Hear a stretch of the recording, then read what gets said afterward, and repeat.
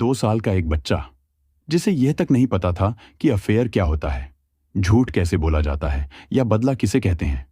लेकिन बड़ों की गलतियों की आग में सबसे पहले वही जल गया और उसकी मौत के बाद जो हुआ उसने बहुत कुछ सोचने पर मजबूर कर दिया। इस घटना में 4 प्रमुख किरदार थे और हैरानी की बात यह है कि चारों अपनी अपनी जगह खुद को सही मान रहे थे। हर किसी के पास अपनी दलील थी, अपना दर्द था, अपनी मजबूरी थी। लेकिन इन्हीं दलीलों और फैसलों के बीच ऐसी गलतियां होती चली गईं जो धीरे धीरे एक भयानक अंजाम की तरफ बढ़ती रहीं। नतीजा यह हुआ कि इन चारों में से कोई भी आखिर तक जिंदा नहीं बचा, बल्कि 2 और लोगों की जिंदगी पूरी तरह बर्बाद हो गई। यह तस्वीर इस घटना की पहली किरदार डॉक्टर सीमा गुप्ता की है। इनकी उम्र घटना के समय 38 साल की थी। सीमा बाहर से देखने में जितनी खूबसूरत थीं, उससे कहीं ज्यादा अंदर से भी खूबसूरत थीं। डॉक्टर सीमा स्त्री रोग विशेषज्ञ थीं और इनका खुद का हॉस्पिटल था। इनके 2 बेटे भी थे। पैसा, इज्जत और शोहरत होने के बावजूद भी इनमें जरा सा भी घमंड नहीं था। इनका जैसा व्यवहार किसी करोड़पति के साथ होता था, वैसा ही किसी भिखारी के साथ भी होता था। लेकिन इस घटना में सबसे बड़ी और शर्मनाक गलती इन्होंने ही की थी, जिसके चलते 2021 में इन्हें अपनी जान से हाथ धोना पड़ा। ये दूसरी तस्वीर इस घटना के दूसरे किरदार डॉक्टर सुदीप गुप्ता की है। ये डॉक्टर सीमा के पति थे। ये भी अपनी जगह पर ठीक ही थे, लेकिन इन्होंने भी कुछ गलतियां की, जिसकी वजह से ये भी 2021 में मारे गए। ये तीसरी तस्वीर इस घटना के तीसरे किरदार दीपा गुर्जर की है। ये भी पढ़ी लिखी थीं, लेकिन बेहद गरीब परिवार से थीं। इनका एक बच्चा भी था। ये तलाकशुदा थीं और जीवन के लिए संघर्षरत थीं।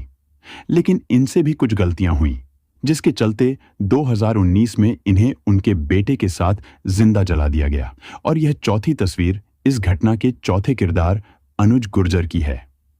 इन्होंने भी कुछ गलतियां की, लेकिन जब आपको इनकी गलती के बारे में पता चलेगा तो यकीन मानिए आपकी आंखों में आंसू आ जाएंगे। पूरी घटना को ठीक से समझने के लिए हमें कुछ साल पीछे जाना होगा। इस कहानी की शुरुआत साल 2015 से होती है। राजस्थान के भरतपुर शहर में doctor Shriram Gupta memorial hospital है। इस अस्पताल की मालिक 38 साल की डॉक्टर सीमा गुप्ता थीं। वे स्त्री रोग विशेषज्ञ थीं। उनके पति डॉक्टर सुदीप गुप्ता फिजिशियन थे। वे अपनी पत्नी के अस्पताल में भी मरीज देखते थे और साथ ही राज बहादुर मेमोरियल हॉस्पिटल में भी काम करते थे। काम के मामले में यह डॉक्टर दंपत्ति सफल माना जाता था। समाज में उनकी पहचान थी और सम्मान भी। उनकी निजी जिंदगी भी ठीक ठाक ही थी। 2 बच्चे थे, 12 साल का बेटा संयम और 9 साल की बेटी साक्षी। पूरा परिवार अस्पताल की ही ऊपरी मंजिल पर रहता था, ताकि किसी भी इमरजेंसी में तुरंत मरीजों तक पहुंच सकें। अब होता यह है कि इन दोनों की कड़ी मेहनत और मरीजों के प्रति समर्पण के कारण उनके अस्पताल में हमेशा मरीजों की अच्छी खासी भीड़ रहने लगी। काम लगातार बढ़ रहा था। बढ़ते काम को संभालने के लिए डॉक्टर सीमा एक योग्य और जिम्मेदार रिसेप्शनिस्ट की तलाश में थीं। तभी 21 साल की दीपा गुर्जर उनसे मिली। दीपा पहले ही इस अस्पताल में रिसेप्शनिस्ट की नौकरी के लिए आवेदन दे चुकी थी। दीपा ढोलपुर शहर की रहने वाली थी। उसकी शादी कम उम्र में लगभग 17 साल की उम्र में हो गई थी। उसका 2 साल का बेटा था, जिसका नाम शौर्य था। लेकिन उसकी जिंदगी में सुकून नहीं था। उसका पति आए दिन उससे झगड़ा करता था। घर में अक्सर लड़ाई झगड़े और तनाव का माहौल बना रहता था। एक दिन गुस्से में आकर उसके पति ने दीपा को उसके छोटे बच्चे के साथ घर से निकाल दिया। इसके बाद दोनों के बीच तलाक का मामला चलने लगा। मजबूरी में दीपा अपने बेटे शौर्य को लेकर भरतपुर आ गई। अब उसके सामने सबसे बड़ी जिम्मेदारी थी अपने बच्चे का पालन पोषण करना, इसलिए वह नौकरी की तलाश में थी। इसी दौरान उसे doctor Shriram Gupta memorial hospital में रिसेप्शनिस्ट की नौकरी की वैकेंसी के बारे में पता चला। जब डॉक्टर सीमा ने दीपा से उसकी पूरी कहानी सुनी तो उन्हें उस पर दया आ गई। उन्होंने उसकी स्थिति को समझते हुए उसे रिसेप्शनिस्ट के पद पर नौकरी दे दी। नौकरी मिलने के बाद दीपा बहुत खुश थी। उसने अपने काम की शुरुआत पूरी मेहनत और लगन के साथ की। धीरे धीरे उसकी आर्थिक स्थिति सुधरने लगी और वह अपने बेटे की परवरिश बेहतर तरीके से करने लगी। लेकिन यहीं से उसकी जिंदगी में एक नया मोड़ भी आया। हुआ यह कि डॉक्टर सुदीप नियमित रूप से अस्पताल में अपने मरीजों को देखने आते थे। इस कारण उनकी स्टाफ से रोज मुलाकात और बातचीत होती रहती थी। वे अपने स्टाफ के साथ हमेशा अच्छा व्यवहार रखते थे ताकि कार्यस्थल का माहौल सकारात्मक बना रहे। इसी दौरान उनकी नज़र नई नियुक्त हुई दीपा पर पड़ी। उन्हें दीपा का काम करने का तरीका और उसकी लगन पसंद आने लगी। जब भी डॉक्टर सुदीप अस्पताल आते, वे दीपा से अवश्य बात करते। धीरे धीरे दीपा को भी उनसे बातचीत करना अच्छा लगने लगा। दोनों एक दूसरे के साथ सहज महसूस करने लगे। शुरुआत में उनकी बातचीत केवल काम तक सीमित थी, लेकिन समय के साथ वह बातचीत लंबी और व्यक्तिगत होने लगी। समय बीतने के साथ उनके रिश्ते की प्रकृति भी बदलने लगी। पहले यह संबंध केवल बॉस और कर्मचारी तक सीमित था, जो धीरे धीरे दोस्ती में बदल गया। बाद में वे अस्पताल के बाहर भी मिलने लगे, लेकिन यह बात अधिक समय तक छिपी नहीं रह सकी। किसी तरह इसकी जानकारी डॉक्टर सुदीप की पत्नी डॉक्टर सीमा तक पहुंच गई, और जब सीमा को इस बारे में पता चला तो उन्होंने सीधे अपने पति से बात की और इस रिश्ते का कड़ा विरोध किया। सीमा ने स्पष्ट शब्दों में कहा कि दीपा से दूरी बनाई जाए और इस संबंध को यहीं समाप्त कर दिया जाए। अब हुआ यह कि कुछ समय तक दोनों के बीच दूरी बनी रही। ऐसा प्रतीत हुआ मानो सब कुछ फिर से सामान्य हो गया हो। लेकिन धीरे धीरे सुदीप और दीपा ने फिर से मिलना जुलना शुरू कर दिया, और जब यह बात दूसरी बार डॉक्टर सीमा तक पहुंची तो इस बार उनका धैर्य पूरी तरह टूट गया। अपनी शादी और बच्चों के भविष्य को बचाने के लिए उन्होंने एक कठोर निर्णय लिया और दीपा को नौकरी से निकाल दिया। डॉक्टर सीमा को विश्वास था कि यदि दीपा अस्पताल से दूर हो जाएगी तो सुदीप का उससे मिलना जुलना भी अपने आप समाप्त हो जाएगा और उनका परिवार बच जाएगा। लेकिन यह उनकी गलत फहमी साबित हुई, क्योंकि उन्होंने दीपा को अस्पताल से तो अलग कर दिया था, किंतु डॉक्टर सुदीप की जिंदगी से नहीं। अब डॉक्टर सुदीप और दीपा छुप छुप कर मिलने लगे, और इस बार उनके रिश्ते की भनक डॉक्टर सीमा तक नहीं पहुंची। जबकि नौकरी छूटने के बाद दीपा का सारा खर्च सुदीप उठाने लगे। उन्हें लगता था कि कहीं न कहीं दीपा की नौकरी जाने के लिए वही जिम्मेदार हैं।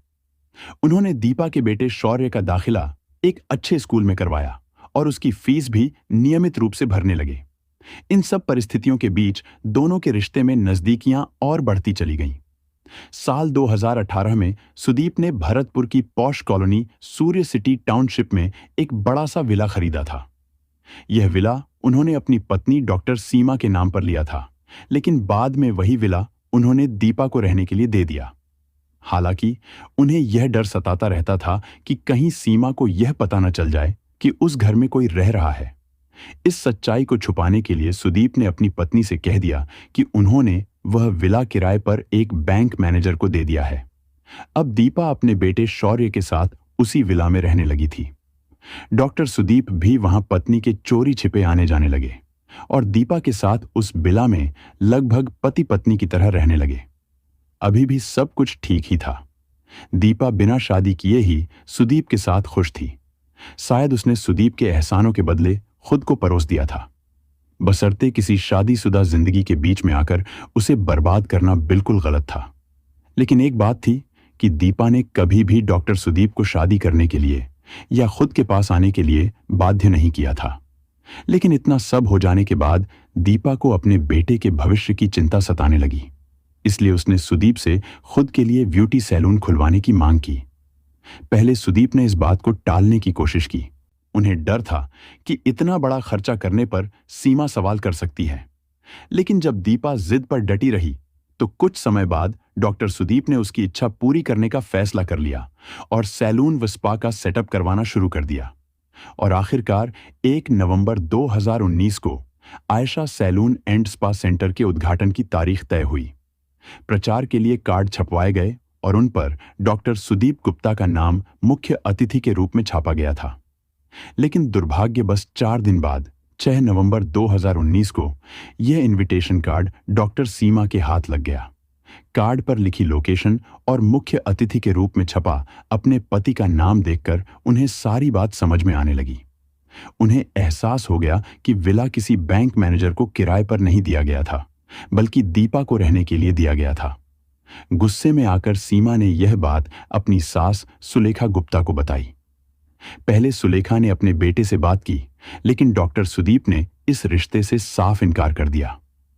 मां ने बेटे की बात मान ली, लेकिन जब सीमा ने उन्हें वही इनविटेशन कार्ड दिखाया तो सुलेखा को भी यकीन हो गया और उन्होंने तय किया कि वह खुद विला जाकर सच्चाई पता करेगी। यहां तक सीमा ने जो भी किया था वह बिल्कुल सही और सराहनीय था, लेकिन आगे जो होने वाला था वह अत्यंत निंदनीय था, जबकि उस समय भी उसके पास कई अन्य विकल्प उपलब्ध थे।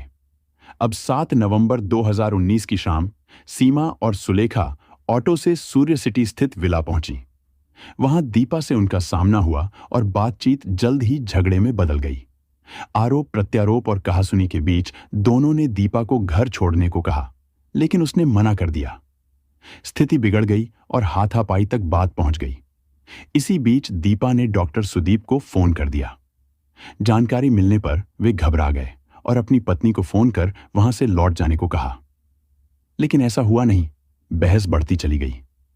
आरोप है कि इसके बाद डॉक्टर सीमा ने दीपा और उसके बेटे को किचन में बंद कर दिया और फिर फर्नीचर और सामान पर स्प्रिट छिड़क कर आग लगा दी।